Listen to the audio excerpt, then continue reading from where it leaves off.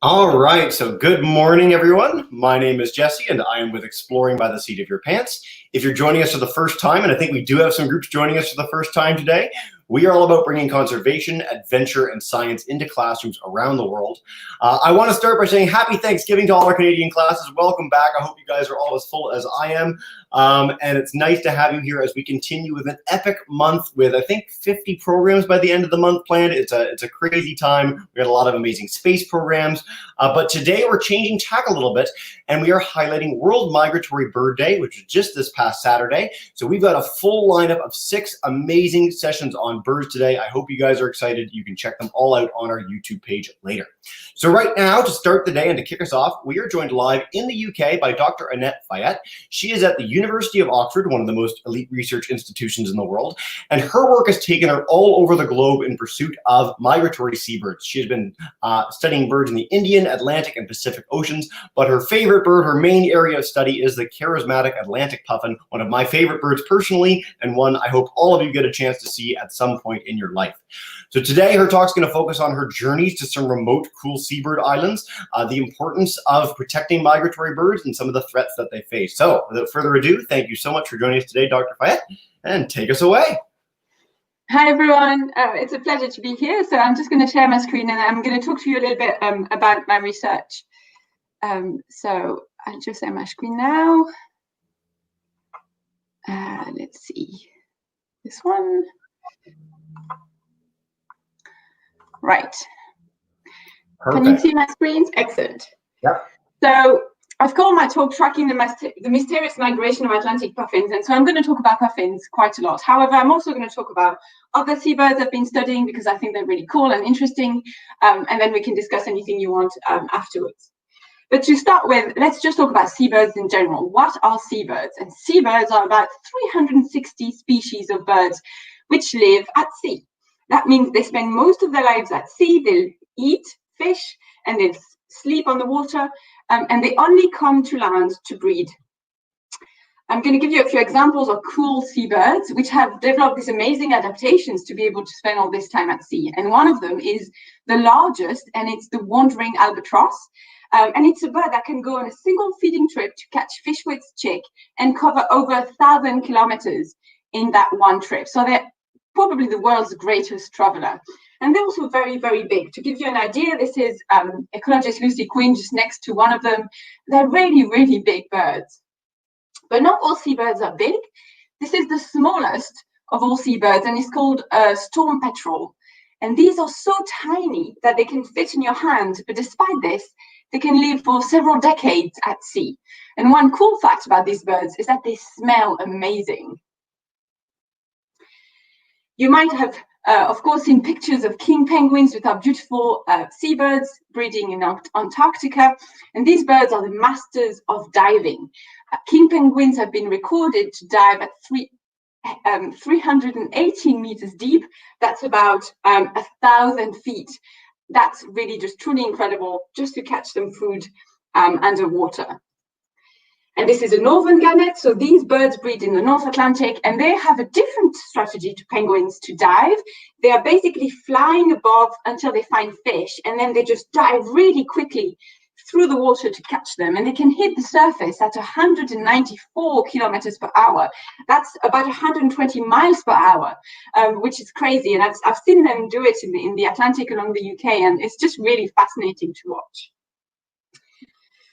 But seabirds are really cool, but they're also really difficult to study for researchers, and that's because they spend most of their lives at sea, and they only come for about a few months a year to breed, and usually they breed on remote islands in very large numbers, as you can see on these photos, but then after breeding, they just disappear at sea for months and months on end, and we have no idea where they're going or what they're doing at all.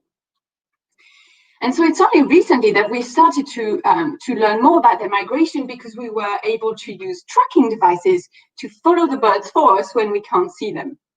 Now, this started in the 1990s or 2000, but at the beginning, technology wasn't there yet. And so the devices were massive, as you can see on these penguins and albatrosses. So only the very biggest birds could be tracked. But technology has progressed a lot. So around 2010, the devices were a lot smaller, and we could start putting them on much smaller seabirds. And then the photo in the bottom right here is basically my hand with some devices I've used to track puffins a couple of years ago, and so they've now become really small. So this is great. The problem with this is that these devices are GPS, and they use the same technology that you might have in your phone if you use, for example, Google Maps to find your way somewhere. And I'm sure you've noticed if you leave your GPS on in your phone for a long time, it drains the battery really quickly. And that's a problem because if we want to track the migration of seabirds, we have to be able to track them for many months. And so these devices just wouldn't have the battery to last. So instead, what we do is we use these really tiny loggers called geolocators. And they're so small, in fact, that you can put them on a plastic ring around the bird's leg, and that's even less disturbing than putting a tag on their back like a GPS. They weigh about 1 gram, so really they'll have really minimal impact on the bird. But obviously they are not using the satellite technology that GPS trackers do, so they use something much simpler. And this is something that actually people used to navigate a long time ago. And this is just the sun. So if you know the length of the day where you are, you can work out how your latitude, which is how far north or south you are. So for example, right now in the northern hemisphere, we are in autumn. So as we go further north, the days are becoming shorter. And if you're in the southern hemisphere, if you go further south, the days will be becoming longer. And so you can work out how far north or south you are if you measure the day length of your day every day. And to work out how far east or west you are, that's called longitude, then you just use the time of sunrise and sunset. And that's because the sun rises and sets at different times around the year. So for example, for you, it might be the morning and the sun has risen a few hours ago. But for me, it's already 2 p.m. So the sun's risen a long time ago. And so if you know the time of sunrise and sunset, you can work out how far east or west you are. And by combining this information, you can work out approximately your location. And this is what we do with these trackers. We can work out every day where the birds were for a long period of time. And so we can discover their migration routes that way. And these loggers have really changed the way we've looked at bird migration because we've been able to discover these incredible journeys that birds have done. And this is one of probably the winner of seabird migration. This is an Arctic tern. It's a very small bird, but it has one of the longest migration you can imagine. It breeds in the Arctic every summer, and then it migrates to the Antarctic every winter and back.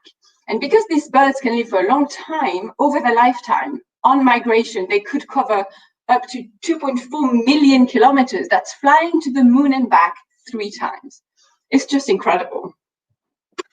Now, before I talk about puffins, I'm going to talk about another species I've been studying and which I really love, and you might not have heard of them because they're quite secretive. They're called Manx shearwaters, and they breed mostly in the eastern Atlantic, and they're quite secretive because they're nocturnal. So they only come to land to breed, and they only come after dark. So I've studied them on their largest colony, which is an island in Wales in southwest UK, which is called Scomer Island. And this island is home to 300,000 pairs of Manx shearwaters, and it's a very small island, so it's very, very dense.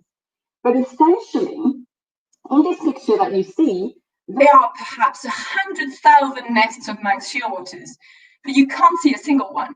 And the reason for this is that these birds are making their nest in burrows underground. So if you come during the day, you won't see or hear a single one of them.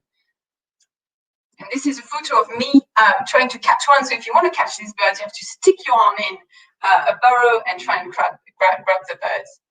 But if you come at night, then the colony goes alive and there's loads and loads of birds around. So Jessie is now going to share a video and listen to the sound of it because it's so loud.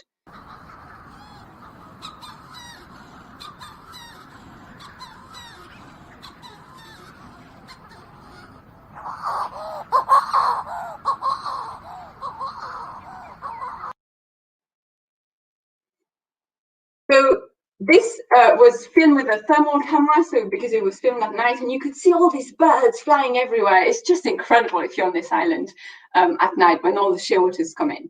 So we've tracked the migration of these birds, and the map on the left shows you the data we got from these loggers. And you can see it's a bit messy. It's not a beautiful, pretty map. Each color represents a different bird, and you see roughly where they go, but I've summarized the results on the right-hand side, so it's much clearer map. So essentially what these birds do is that after breeding in Wales, they will follow the yellow route. So in autumn, they'll just head south all the way to Western Africa, and then they'll cross the Atlantic Ocean and hit basically the coast of South America and go all the way down to Argentina near the Patagonian Shelf. And this is where they're going to spend the winter. And around February time, they'll come back, this time following the orange route, which is basically again along South America, but then they'll do a big detour westwards in the Atlantic, sometimes all the way to the US, and finally they'll come back to their colony.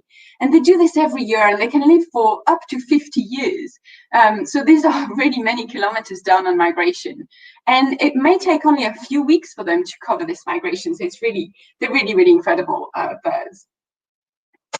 Now let's move to the beautiful puffins. So Skomer Island, where I've studied the shearwaters, is also home to about 20 to 30,000 puffins. Puffins are these really beautiful, colorful birds, and they breed all around the North Atlantic, including the East Coast and the West Coast, and also in Iceland and in the North. They can also live for a long time. So the puffin that has the record of longevity so far is 37 years old. And like the shearwaters, they also breed in burrows underground. They tend to pick a mate for life, or at least for a very long time. So they'll have the same partner year after year after year. And they're very protective of their burrow. So they can get into big fights if other birds come too close. And every year they can raise only one chick, and that chick is called a puffling. And then they start bringing fish to it so that it grows until it can leave the nest. Now I'm going to show you a few videos that I've recorded on Skomer of puffin behavior during the breeding season. Now, as I said, puffins are their favorite burrow, and when they arrive in spring, the first thing that they do is that they clean the burrow. And so here, this is a bird that goes into its nest, and it's kicking out lots of dirt, basically, with its feet. And this actually attracts another puffin who's coming to check out what's going on. So puffins are very inquisitive. Once they've cleaned their nest, they then line it with nice soft grass. So here this bird is going to pick up a bit of grass and then take it to its nest. I love how they walk, it's really funny. And this is what the pairs do. They do this behavior called billing, and we're not quite sure why they do it, but they basically tap their beak against each other, and it's really cute to watch. And they only do that with their pair. As I said, they can be quite feisty and protective of their behavior, of their burrow. So here you can see two birds having a little fight. And this is a very short fight, but some fights can last a lot longer. And the next video is just a puffin doing nothing. But if you look on the left side of the screen, you're going to see two puffins fighting and rolling down the cliff. And actually these birds then roll down all the way through the sea, and I watched them fight for about half an hour. Now let's go back to the migration. So puffin migration has been a mystery for a long time. In the 1950s, because no one had seen big flocks of puffins at sea in the winter, someone actually got on a plane and crossed the North Atlantic about 100 times to find out finally where the puffins were migrating. And they could only count 5 or 6 puffins, whereas there should be millions of them in the sea. And so this continued for a long time. And the first tracking study that really started shedding light on that migration was done in 2010. And then I started my PhD just a year after. And this is when I started tracking puffins on Skomer Island in Wales. Now, to track puffins, you need a lot of patience because you need to catch the birds with the geolocators to download the data. And so I spend a lot of time observing them with binoculars or a spotting scope. But sometimes I have to get much closer to them if I want to catch them, and that requires a bit of camouflage. So you can see here I'm camouflaged as a rock in cold weather or as a shrub under a camouflage blanket in warmer weather. And I can spend up to 15 hours a day under this blanket waiting for my target birds to come back. And you can see here, there's a video of me where I'm just sitting under the blanket, and then a puffin arrives and I get a radio call and I have to rush to the nest to try and catch it, because the birds might only stay 30 seconds or 1 minute in the nest and then go back to find fish for their chick. So I've got to be really, really quick. They're really beautiful, but they're also really bitey. So this is my hand after a couple of weeks studying puffins.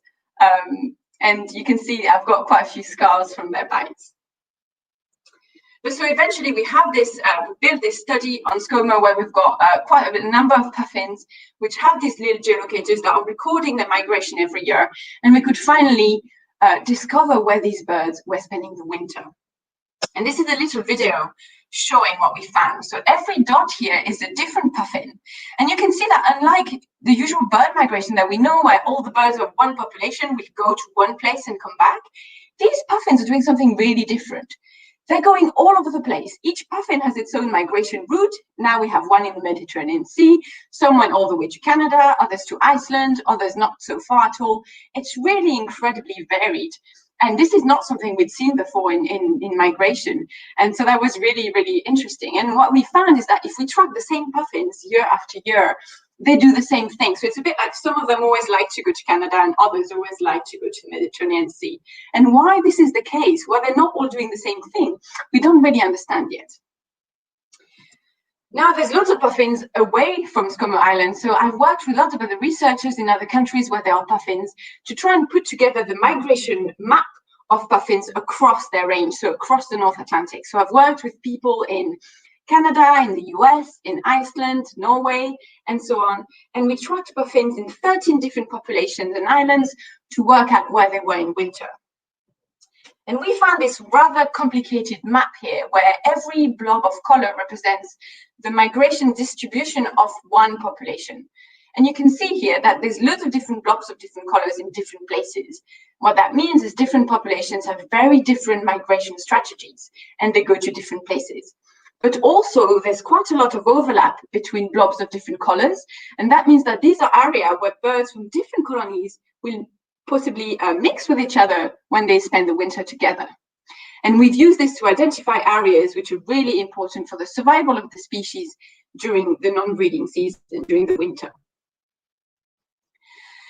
So we've learned a lot about puffin migration, but I've also worked on other species. So the birds I've talked to you about so far are all located in the North Atlantic in temperate areas, but actually there's loads of seabirds in tropical areas, which are very poorly studied, and we don't really know very much about their migration. So a couple of years ago, I started working in the Indian Ocean in Seychelles, and this is where the purple dot is on this map. And in particular, I worked on this fantastic island called Aldabra Atoll in Seychelles. This is the world's second largest coral atoll. And it's a pristine island. It's home to fantastic wildlife. You know, there's sharks, turtles, giant tortoises. It's just incredible. And there's also lots and lots of seabirds, as you see here. And actually, we don't know the migration patterns of any of them. These birds have never been tracked before. But when I went there, I started by working on the two species at the bottom right of the screen, the white-tailed tropic bird and the red-tailed tropic birds. Just to give you an idea of what this looks like, these birds breed in the lagoon on these rocky islets. You can see here we are standing on one of the rocky islets, and there's loads around. And this is where the birds breed under the vegetation. Look at how clear the water is. It's just so beautiful. You can see here there's going to be a little bit of orange tape appearing on the bush. So that's indicating a nest. The bird's actually breeding in this bush. And this here in the sea is my teammate's boat coming to pick me up and take me to a different islet to get to a different bird nest. And this is a video of me weighing a red-tailed tropic bird. So here you see they're quite chunky birds. And we can't weigh the birds by putting them on the scales. Obviously, they take off. So we put them gently in a bag, and then we use a spring balance to weigh them. And we weigh them every time we track them because we want to make sure they're in good body conditions and they're healthy. So you can see here, I'm just clipping the spring balance to the bag, and it gives me a weight, and I just have to subtract the weight of the bag, and I know how heavy the bird was. And you can see I'm really shiny. This is just because it's really hot and I'm incredibly sweaty. And so this video was taken about a year ago. And so it's only recently that we started getting the migration data back from this bird. So I'm only going to show you a few examples because none of this is, really finished yet. So this is just really early days. But already it's interesting. So this is a track from a white-tailed tropic bird that was on Aldabra. So Aldabra is the little white square there. And it was breeding there between December and April. And then for its migration, it went eastwards, and that's the green dot. Now, interestingly, this is a speckled bird, which did something really different. So it was breeding on Aldabra, same in December in pink. And then afterwards, it went approximately to the same area as the previous bird, so that's the yellow dots.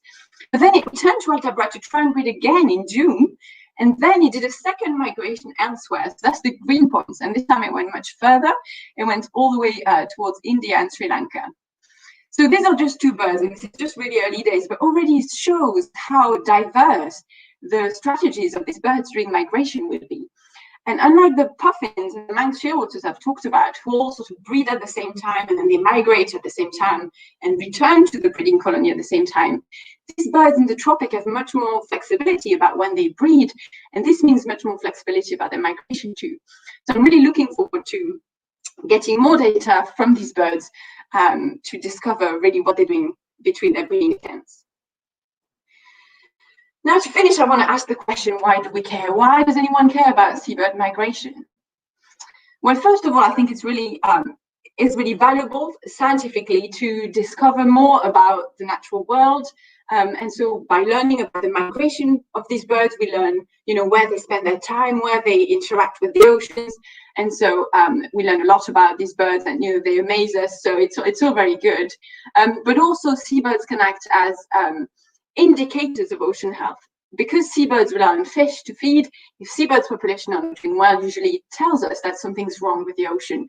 So in a way, they're ocean sentinels. So by studying them, we also learn about the marine ecosystem.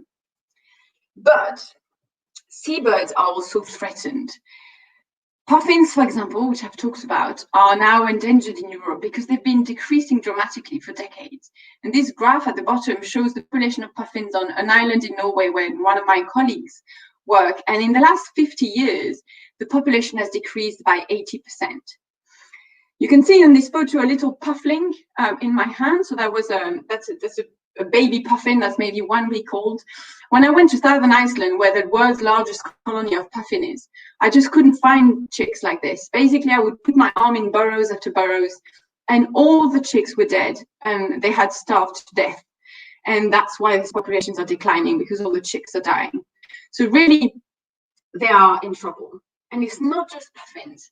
Seabirds in general are the most endangered birds on Earth. And their top 3 threats are invasive species on land, when there are rats and cats and so on that invade these islands where they breed. They'll eat the eggs and the chicks, and they can wipe out entire populations. And then they're also facing threats at sea. And the top 2 threats are fisheries and climate change. Fisheries act in 2 different ways. Lots of birds can get caught in actual hooks and fishing nets. For example, albatrosses are very sensitive to this, and this is called bycatch. But there's also a fact that if we're overfishing our oceans, there's just not enough food for the birds to feed, for example, for the puffins to feed their chicks. And so this is really having an effect on birds as well. And climate change is becoming a really growing threat for seabirds as well. It can manifest itself, for example, by increased storms during the winter. And so the birds are just dying and getting caught up in storms and starving, but also by changing the temperature. It also of the sea and the currents and so on. It also affects the distribution and the abundance of the fish that the birds rely on for survival, and so they can also be strongly affected. And so by learning and understanding where seabirds migrate and also the rest of their behavior throughout the year, we can really start to understand what threats in particular they're facing and which are the areas that we need to protect. So for example, the tracking data I've showed you from puffins was used alongside with lots of other data from other species to propose a new marine protected area in the Northeast Atlantic. And that's been approved recently. So hopefully this area where lots of puffins spend the winter will now be protected. So this is all I wanted to show you today. Thank you very much for listening, and then I'd be happy to answer any questions you may have. Well, thank you so much, Dr. Fayet. What a great start to our Migratory Bird Day celebration, and what an awesome presentation that was. Thanks so much. Before we dive in with questions, a couple notes. By the way, Pufflings is the greatest name for a baby animal in the world, so I appreciate that we got to highlight that today. We've got our live groups from all over Canada and the States. We've got at least 3 classes from New Hampshire and Ontario joining us on YouTube, so welcome in, guys. If anyone else is joining us on YouTube, any full classes, please let us know where you're joining from in the chat bar, and we'll try and take as many questions as we can. I have one to start us off. You mentioned at the beginning about storm petrels smelling amazing. What did they smell like? I have to know. It's really difficult to describe. It's kind of like an earthy, musky smell. but it's just incredible. And if you smell them, it just stays with you and it stays on your hands.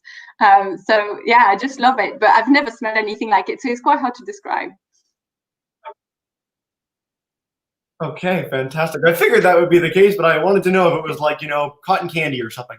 All right, let's go to Ms. McAleer's class in Holland Landing, Ontario. If you guys want to kick us off with a question, come on in. Okay, go. Is it legal to hunt the birds?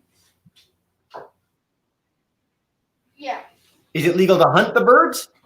Good question. Yeah. So in many places, it is not legal to hunt. Well, it depends on the species, but for example, for puffins, they're protected in most areas and they can be hunted. However, there are exceptions. So for example, traditional hunting of puffins is happening in Iceland. At the time, people used them as an important food source, and now it's more sort of like a traditional hunt, and they do still take birds every year. But because the puffins have been declining so much, recently the government has put some quotas on how many puffins can be caught, because obviously they're already doing badly. But unfortunately, this happens still in some areas. Yeah, fantastic first question, guys. All right, let's go to Mr. Boccia's class doing virtual school in Toronto, Ontario. Mr. Boccia, if you want to come on. Hi. We're wondering what got you interested in seabirds in the first place? Nice. So I've always been interested in birds. You know, since I was a kid, I've always looked at birds in my garden and just loved them. And I actually didn't study biology at the beginning. When I went to university, I studied engineering for 5 years, and then I decided, well, actually, I just really like birds, and I tried to do a degree in biology, but we had this course on Scum Island just for a few days, and I'd never before encountered these seabirds or never really heard of them, because they, you know, they're just away from sight and we don't really know much about them. And I just thought it was incredible that there were all these birds in the sea that we had no idea about, and what they do and how do they survive and so on. So I just thought it was so fascinating. Fantastic. Our group in Florence, Nova Scotia, I know your mic isn't working, so Mr. Omar's class, if you guys want to type in the chat bar your question, I'd love to take it from there. Hopefully your mic does work a little later. I'll check in a minute, but type it in the meantime. And I'll share a quick question from YouTube from Miss Jury's class in Norwich, Ontario. They want to know, how long do puffins live? So puffins can live for quite a long time. On average, I would say 25 years, which is quite a lot for a bird. But actually, by ringing pufflings when they're young and then recapturing them later in life, we can work out how old they are. And so the record holder, I think currently is, I think it's either 37 or 41 years old. I think there's a bit of contention between two findings, but about 40 years. Yeah, so it's not just the puffins that throw down, it's the scientists trying to figure out how old the puffins are. Good to know. Fighting all around in the bird community. Let's go to our Miss Florence, Nova Scotia class. At what age do the pufflings leave the nest? Annette? So the pufflings stay in the nest in safety for about 6 weeks. So when they hatch, they're like these tiny fluffy black balls that you've seen on the photo, and then they start developing plumage and so on. And the parents will just bring fish to them inside the nest. And at about 6 weeks old, they'll start coming out a little bit. You can just see them poke out their heads out of the burrow and then just flap their wings a bit to build up some muscles. And then one night, they leave at night again for safety. They'll walk out of the burrow in the dark and then sort of stumble towards the nearest cliff. And then they'll disappear at sea. And then we won't see them for years. They don't come back until at least 3 years old. So they don't come back to the one place for 3 years, or they don't come back to land at all? Do they stay on the sea for that long? Yes, that's right. So they do not come back to land for about 3 years. With a large proportion of them will come back to the same colony later on, but obviously we don't really know where the others go because it would be very difficult to find out. And unfortunately, a lot also do not survive the first winter because it's quite difficult. But yeah, it's incredible to think once they leave, for years, they will not set foot on land. That is amazing. I like the one in your migration chart that went to the Mediterranean. That was the smartest bird of all, just went and hung out there off the coast of Italy. Sounds great to me. Great questions pouring in on YouTube, guys. I love them. I'm going to come to all of them in just a second. I want to go now to Ms. Dialitzis' class at the Gordon A. Brown Public School. So just demute your mic, guys. In fact, all our teachers, you can all unmute your mics. It'll make it easier when we go to Q&A. But come on in and share away. There you go. Hey, guys. Should work. Wants to work. Thinking about it.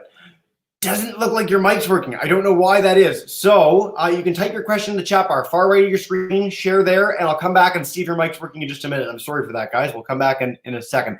Let's go to Miss Painter's class in Salem and Virginia. If you guys have a question for us, come on in. Just unmute that mic. Yeah, you're good to go. All right. Can you hear me? Yep. How long? Have you ever kept any of them? Like, have you ever took them and kept them? Yeah. I personally haven't, so I've just observed them and studied them in the wild. But there are a few places where they've been rescued. So, for example, in Iceland, when there's many more puffins than the island where I was working, there's a puffin colony near town, and when the pufflings leave the nest, sometimes at night, sometimes they're attracted by light, and so they end up in the town. And the kids in the town, basically every night during a few weeks when this is peak fledgling, basically go and collect all the little puffins and then release them at sea the next day. But sometimes there's one that's injured or something, and so they can be kept. So if you go to the Westman Islands in southern Iceland, there's the Natural History Museum has a pet puffin, basically, that was raised inside, and so it cannot survive outside on its own.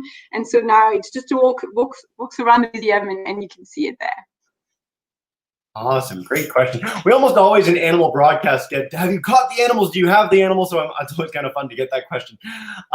Ms. Gayora's class, we're going to come to you guys right now. So just unmute your mic, and then I'll take the question from our other class in Gordon A. Brown. So Ms. Gayora's class, just demute your mic. Hopefully it works. Got temperamental mics today. Hi there. Can you hear us? Yes, you're good to go. Hey, we would like to know, do puffins' beaks change color? Ooh. This is a good question. So actually this big colorful beak that you see is a plate of keratin, your nails, on top of their beak. So the actual beak is dark and not very interesting. And for the breeding season, they grow this very bright, colorful beak. So at the beginning of the breeding season in April, for example, it'll be super bright because it's the beginning, it's just brand new. And then by the end or towards July, it will get a bit faded. And then during the winter, these plates actually fall off. And so the puffins then have just that tiny black beak. So their beak is really super changeable during the year. Awesome questions, guys. All right, and then Turhan's question was the first question from our class, Ms. Diolitis' class. Are puffin migration patterns affected by climate change? Great question. Yes, I wish I could answer, really.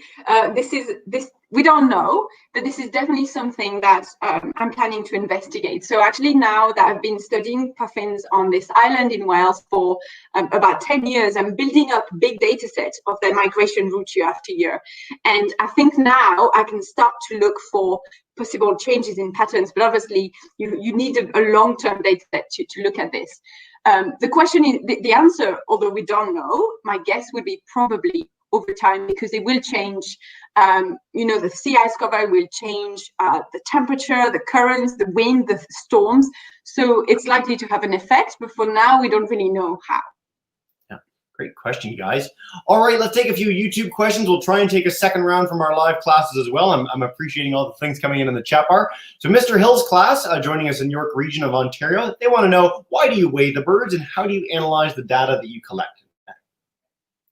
So we weigh the birds because it's a way to keep track of their health. If a bird is heavy and it's usually healthy and quite plump, then we know it's doing well. And if it's really light, then we think it's lost weight and something's not right. And that can give us an indication that the birds are struggling to find food, for example. And this is also a way for us to check that when we're putting trackers on the birds, we're not harming them, because if we measure their weight and their weight is constant, then we know that the tracker isn't having a big effect. To analyze the data, so the weight data, we just compare before, after at different times.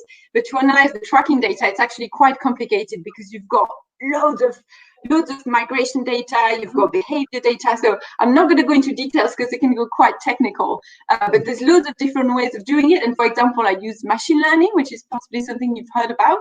So I train computers to identify bits of puffin behavior in the data that I myself couldn't identify. Yeah. Awesome. All right, I'm going to give two quick rapid fire questions to you. So Miss Lennett's class in New Hampshire, David wants to know, how many species of puffin are there? Oh God! So I think I'm going to be right if I say 4, but there's actually only 3 which are called puffins. So the puffins that you've seen on my talk are Atlantic puffins, and they breed in the Atlantic only, in the North Atlantic. There's also horned and tufted puffins, and these are in the Pacific, so you might see them in Alaska, for example. But then there's another species which I think is classified as a puffin, but it's called a rhinoceros auklet, and it also breeds in the Pacific. Yeah, fantastic. I knew you'd answer that quickly. And then Zainab wants to know, what is the puffin's main food source? So the favorite food of puffins is small fish called the sand eel, or I think in American sand lance. So these are fish about this size, ideally. And they put loads of them in their beak. So you might have seen pictures of them with like loads of fish in the beak. And these are really oily and nutritious fish. So they're the favorite food of the puffin. However, in recent years, we've observed that in loads of places, the birds are starting to change their diet to fish that's probably not as nutritious. And this might be a sign that climate change is changing, and overfishing possibly as well is changing the abundance of the fish that the puffins prefer. Yeah. You are one of the fastest answers in a Q&A session I've ever had, which is great. It means we can go for a whole other round of questions with our live classes. So I'm going to go in the same order that we went the first time. So I'm going to go to Miss McAleer's class first, and we'll keep going through the list. Thank you so much to all our classes for sharing questions in the chat bar too, if your mic isn't working. So Miss McAleer's group, come on back up. Go for it. What's the maximum speed they can fly? Ooh. So actually they can fly really quickly. The record, I think, is 94 kilometers an hour. So that's really, really fast. That's probably in sort of tailwinds that's helping them. But on average, they probably fly at least at 50 or 60k an hour. So they flap really, really quickly, and they burn a lot of energy flying, but they're really fast. Yeah. Awesome question, guys. All right, Mr. Bocce, you've been sharing questions in the chat, but I'll come to you directly because your mic's doing just fine. Come on up and go for it. Go for it. Hi, Liam in my class is wondering what the inside of a puffin burrow looks like. Okay, so that's a good question. I've got actually some infrared, like an infrared endoscope camera that I can put inside nests to look. Basically, it's a bit like, I don't know if you've seen a rabbit burrow maybe, so it's just like it goes deep, you have a deep tunnel, and then you have a chamber that's a bit bigger. And this is where the chick or the egg will be, and there's going to be a little bit of a grass on the bottom for comfort probably. But sometimes, for example, on Skomer, because there's so many puffins, so many shearwaters, and there's also rabbits, you get this maze of burrows where they're all interconnected, and it's like Swiss cheese everywhere. So actually we have to be really careful when we walk around, because if you're not careful, you just step through everything because it's very fragile. So often I'm just on all fours walking around to these burrows. Fantastic. All right, 2 quick questions from our Florence class. I love this first one. Anytime we get like a local connection, we love it. So the class in Nova Scotia wants to know, have you ever tracked puffins to Cape Breton, one of the more beautiful parts of Canada in the world? Because that's where they are, and they'd love to know if you've been there in pursuit of puffins.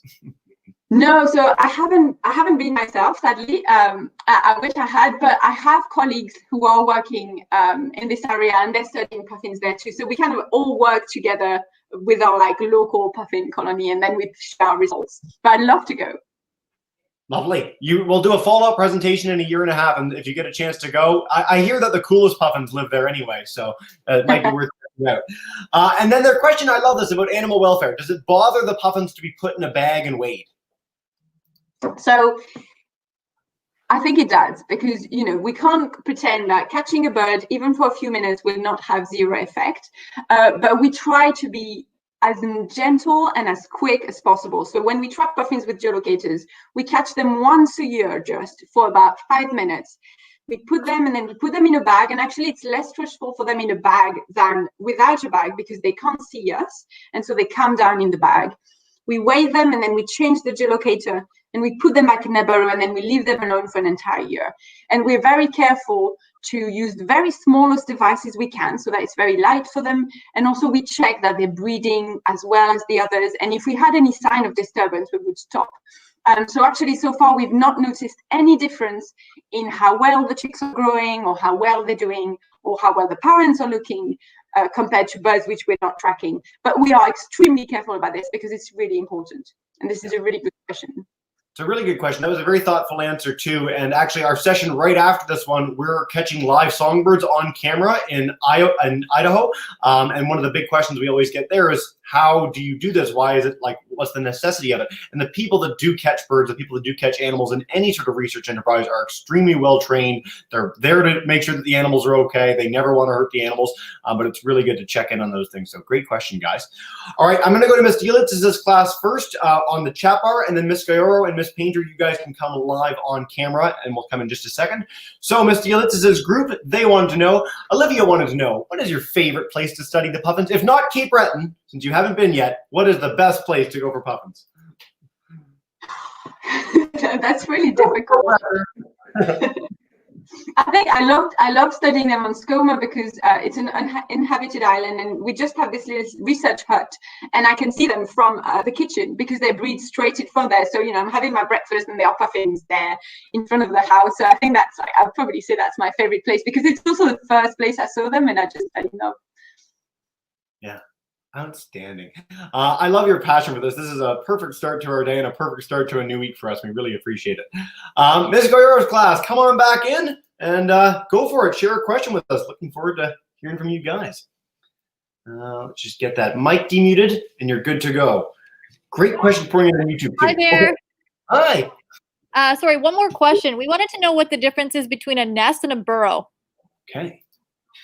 Okay, so the burrow is the whole thing underground. So it's got a tunnel and a chamber, and then the nest is like the sort of, it's not really like a bird nest in your garden where they build nice little cups. It's just like a bed of grass and then a puffin sitting on top with an egg or a chick. So the nest is inside the burrow. Yeah. So Annette, that's a great last question for one of our classes to wrap up. But what I want to do is, we've had so many pour in on YouTube and in the chat bar. We have more questions than we could possibly answer in this session. Is there a place where kids can go to learn more about you, about puffins, migratory birds in general? Where can we send them? Yes, so there's several places, but I do have a website which is just my name. It's AnnetteFayet.com, which has some information about my work, and you can also, there's a contact form, so you can actually email me questions if you want that I haven't answered yet. Otherwise, there's plenty of resources online, for example, on the Cornell Birds website or the BirdLife International website. I mean, there's quite a lot of places where you can learn about puffins. But do send me an email and with your questions, and I'd be happy to answer otherwise. Famous last words, Annette. I'm sure that the slew are coming your way and you'll be answering questions for weeks to come, but I always appreciate when our speakers are keen to do that. So it's on the bottom of your screen for everyone, AnnetteFayet.com. Always nice to get the opportunity to ask ever more questions, and I know you guys had a ton today. So thank you so much to our 6 live classes, 6 classes on YouTube, so over 250 kids joining in today from all over Canada and the US and internationally as well. So we really appreciate you being here to kick off our Migratory Bird Day celebration. Dr. Fayet, thank you so much for joining. We really appreciate it. This was great. Thank you. I had so much fun, and I hope you liked it. We sure did. And what we do at the end of every session, since it's your first time joining us, I'm going to demute the microphones of every one of our classes. So Ms. McAleer, Mr. Botch,